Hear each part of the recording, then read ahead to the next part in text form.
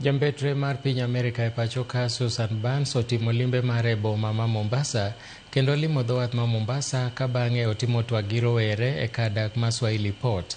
E kinde limbe mare, jambetre mar Amerka pachoka Burns nokwayo rowere mondo obed joma rikni e kelo paro manyien koyango ni limbe jatend piny William Ruto e piny Amerka bende en mar konyo rowere man koda paro manyien yudo kony.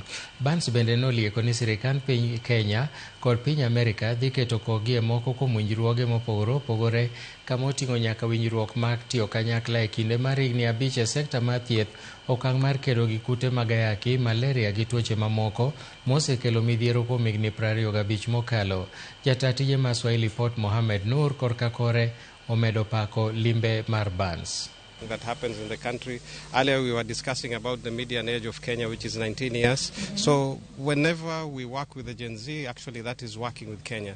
But specifically today we wanted to touch on Scale Up project, which was supported by the US Embassy to build the business ecosystem within the coast, but also support some of the entrepreneurs.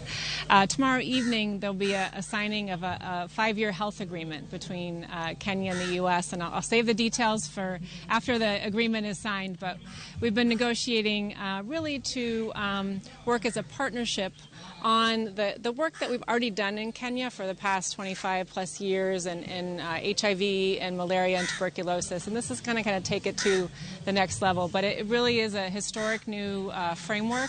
We're very, very excited about it. The Ministry of Health and teams in Kenya worked very closely with our embassy.